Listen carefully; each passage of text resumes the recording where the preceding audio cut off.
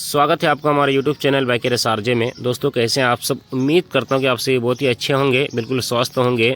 अभी दोस्तों शादी का लगन है और जैसा कि दोस्तों शादी के लगन में अभी के टाइम में बाइक जो है ना काफ़ी ज़्यादा सेल होती है और ख़ास करके होंडा SP 125 लोग अपने बेटी दामाद को देते हैं और लड़का भी पसंद करते हैं। जो मिडिल क्लास वाले होते हैं वो भाई सबसे ज़्यादा पसंद करते हैं होंडा SP 125। और ये जो वीडियो है ये वीडियो उन लोगों के लिए है जो अपनी बेटी की शादी में दामाद को बाइक देते हैं और वो चाहते हैं कि भाई हम लोन में दें और किस्तें हम चुकाएं आराम से, यानी down payment and finance details.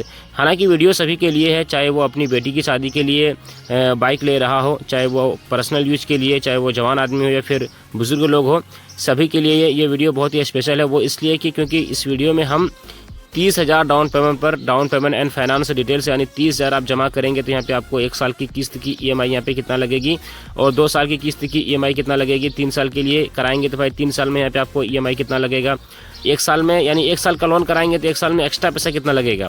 ठीक है, जो बाइक का प्राइस है उससे हट के यहाँ पे एक्स्ट्रा पैसा कितना लगेगा। और 2 साल के लिए कराएंगे तो भाई 2 साल में एक्स्ट्रा पैसा कितना लगेगा, 3 साल के लिए कराएंगे तो भाई 3 साल में एक्स्ट्रा पैसा कितना लगेगा। और बाइक फाइनेंस करने के लिए यहाँ पे यानी फाइनेंस करने के लिए कौन कौन सी डॉक्यूमेंट्स की नीड पड़ती है ये भी हम आपको इस वीडियो में बताएंगे। तो भाई बिना किसी देरी के वीडियो को स्टार्ट करते हैं। वीडियो को लाइक, चैनल को सब्सक्राइब जरूर कर ले मेरे भाई, क्योंकि बाइक से रिलेटेड इस चैनल पर वीडियोस मिलती रहती है।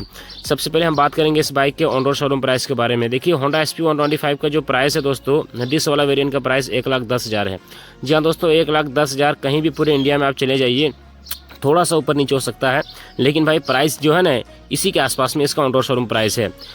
तो सवाल यहाँ पे आता है कि भाई 1,10,000 ऑन रोड शोरूम प्राइस है, कोई अपनी बेटी की शादी में देना चाहता है, ठीक है, कोई खुद मतलब पर्सनल यूज के लिए लेना चाहता है और एक बार में 1,10,000 अमाउंट एक तरह से मिडिल क्लास वालों के लिए, कमाने खाने वालों के लिए थोड़ा सा मुश्किल हो जाता है। तो वो ये चाहता है कि भाई हम 30,000 जमा करेंगे तो यहाँ पे हमको कितना EMI लगेगा। जी हाँ दोस्तों, तो इस वीडियो में हम 30,000 डाउन पेमेंट लिया है। जैसे कि दोस्तों आपने टाइटल में थंबनेल में देखा कि भाई 30,000 जमा करो और 1 साल से लेकर यहाँ पे 3 साल तक का किस्त का स्कीम है।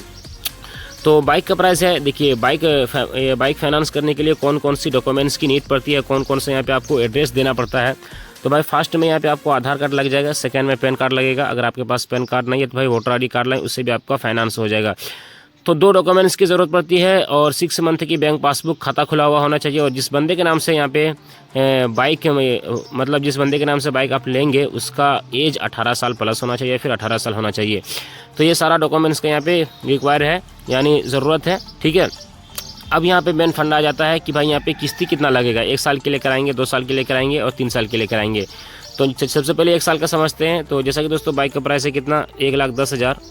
1,10,000 बाइक का प्राइस है। आपने यहाँ पे जमा किया कितना, 30,000। अब भाई 1,10,000 में 30,000 को माइनस कर देंगे तो भाई कितना पैसा बच जाएगा, 80,000।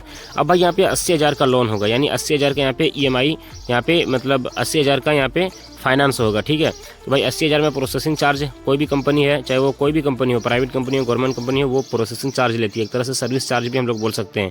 तो भाई यहाँ पे 80,000 में कम से कम में यहाँ पे 2,000 कंपनी प्रोसेसिंग चार्ज लेगी, जो कि उसी में ऐड होगा। तो भाई 80 और 2 कितना हो जाता है, 82,000।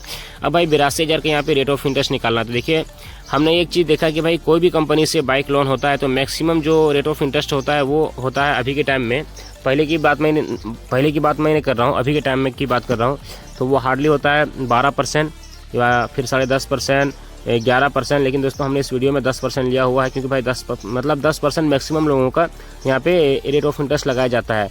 और जो रेट ऑफ इंटरेस्ट है वो आपके डाउन पेमेंट और सिविल स्कोर पर भी मतलब निर्भर करता है। तो भाई यहाँ पे 82,000 का 10% में आप रेट ऑफ इंटरेस्ट निकालेंगे तो भाई यहाँ पे 8,200 यहाँ पे 1 साल का रेट ऑफ इंटरेस्ट निकल के आएगा। कितना निकल के आएगा, 8,200। अब भाई जो रेट ऑफ इंटरेस्ट है जो कि 1 साल में 8,200 यहाँ पे रेट ऑफ इंटरेस्ट निकल के आया है, तो भाई 8,200 को हम लोग प्लस करने कितना से 82,000 से, तो भाई टोटल पैसा हो जाएगा 90,200। अब भाई 90,200 को हम लोग डिवाइड करेंगे कितना से, 1 साल से, क्योंकि हम लोग 1 साल का down payment and finance details समझ रहे हैं। तो भाई 1 साल से डिवाइड करेंगे, जाहिर सी बात है। और 1 साल में कितने महीने होते हैं, 1 साल में 12 महीने होते हैं। तो चलिए मेरे भाई 12 से डिवाइड करते हैं 90,200 को, 7,516 रुपये यहाँ पे 1 साल में EMI यहाँ पे निकल के आया है। यानी 90,200 को 12 से डिवाइड करने के बाद 7,516 रुपये यहाँ पे 1 साल के लिए EMI निकल के आया। और 1 साल में एक्स्ट्रा पैसा कितना लगा ये भी मैं आपको बता दूँ। देखिए ये 8,200 तो भाई रेट ऑफ इंटरेस्ट लग गया और 2,000 प्रोसेसिंग चार्ज, तो भाई 8 और 2 हो जाता है 10,200 यहाँ पे आपको 1 साल में एक्स्ट्रा पैसा लग रहा है। यानी 1 साल के लिए आप इस बाइक को फाइनेंस करवाते हैं तो भाई यहाँ पे आपको 10,200 एक्स्ट्रा पैसा लगेगा, ठीक है, जो बाइक का प्राइस है उससे हट के। तो आई होप कि आप लोग 1 साल वाला समझ गए। चलिए अब 2 साल का और 3 साल का समझते हैं। तो जैसा कि दोस्तों बाइक का प्राइस है 1,10,000, आपने यहाँ पे जमा किया 30,000, 1,10,000 में 30,000 माइनस कर देंगे तो पैसा बच जाएगा 80,000। अब भाई 80,000 में प्रोसेसिंग चार्ज करना है 2,000, टोटल पैसा जाता है 82,000। 82,000 का 2 साल का यहाँ पे 10% में रेट ऑफ इंटरेस्ट निकालना है भाई। 1 साल का कितना था 8,200, 2 साल का हो जाएगा यहाँ पे 16,400। अब भाई 16,400 को मतलब रेट ऑफ इंटरेस्ट 2 साल में यहाँ पे निकल के आएगा 10% में। तो भाई 16,400 को हम लोग प्लस करते हैं कितना से 82,000 से, तो भाई टोटल पैसा यहाँ पे हो जाएगा कितना 98,400। जी हाँ दोस्तों, टोटल पैसा कितना यहाँ पे हो जाएगा 16,400 प्लस 82,000, तो भाई टोटल पैसा कितना हो जाएगा 98,400। अब 98,400 को हम लोग डिवाइड करेंगे 2 साल से, क्योंकि हम लोग 2 साल का down payment and finance detail समझ रहे हैं और 2 साल में 24 महीने होते हैं। तो चलिए मेरे भाई यहाँ पे 24 से डिवाइड करते हैं 98,400 को। तो फाइनली दोस्तों यहाँ पे 98,400 को 24 से डिवाइड करने के बाद जो EMI निकल के आया वो निकल के आया दोस्तों 4100 रुपया, यानी 4,100 यहाँ पे पर मंथ की 2 साल वाला में EMI यहाँ पे निकल के आया है। और 2 साल में एक्स्ट्रा पैसा की अगर बात की जाए तो भाई 2 साल में एक्स्ट्रा पैसा यहाँ पे यानी 16,400, इधर रेट ऑफ इंटरेस्ट लग गया 2 साल का और 2,000 प्रोसेसिंग चार्ज, तो भाई 16 और 2 कितना हो जाता है 16 2 हो जाता है यहाँ पे 18,400 यहाँ पे 2 साल में एक्स्ट्रा पैसा लग रहा है। और 1 साल में कितना था 10,200 और 2 साल में यहाँ पे कितना रेट ऑफ इंटरेस्ट लगा के और प्रोसेसिंग चार्ज लगा के कितना यहाँ पे पैसा लग गया टोटल ये 18,400। चलिए मेरे भाई आप यहाँ पे 3 साल का समझ लेते हैं, ठीक है। 2 साल का तो मैंने आपको समझा दिया। तो जैसे कि दोस्तों बाइक का प्राइस यहाँ पे 1,10,000, आपने यहाँ पे जमा किया 30,000। अब भाई 1,10,000 में 30,000 को माइनस कर देंगे तो कितना पैसा बच जाएगा 80,000। 80,000 में प्रोसेसिंग चार्ज ऐड करना है 2,000, टोटल पैसा हो जाता है 82,000। 82,000 में यानी 82,000 का यहाँ पे रेट ऑफ इंटरेस्ट निकालना है 3 साल का डायरेक्ट 10% में। 1 साल का कितना था 8,200, 2 साल का यहाँ पे कितना हो गया 16,400 और भाई 3 साल का यहाँ पे हो जाएगा 24,600। जी हाँ दोस्तों, 3 साल का रेट ऑफ इंटरेस्ट कितना हो जाएगा 24,600। अब भाई 24,600 को हम लोग प्लस कर देंगे कितना से ये 82,000 से, तो भाई टोटल पैसा हो जाएगा 1,06,600। जी हाँ दोस्तों, टोटल पैसा कितना हो जाएगा 1,06,600। अब भाई 1,06,600 को हम लोग डिवाइड करेंगे कितना से 3 साल से, क्योंकि हम लोगों ने यहाँ पे 3 साल का रेट ऑफ इंटरेस्ट निकाला है और 3 साल का हम लोग down payment and finance detail समझ रहे हैं।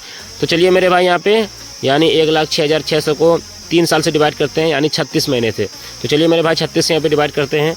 तो फाइनली दोस्तों यहाँ पे जो EMI यहाँ पे निकल के आया है यानी 1,06,600 को 36 से डिवाइड करने के बाद जो पर मंथ की EMI निकल के यहाँ पे आया है 3 साल के लिए, वो बहुत आसान EMI है यानी 2,961 रुपये, यानी 2,961 रुपये यहाँ पे 3 साल में EMI यहाँ पे निकल के आया है।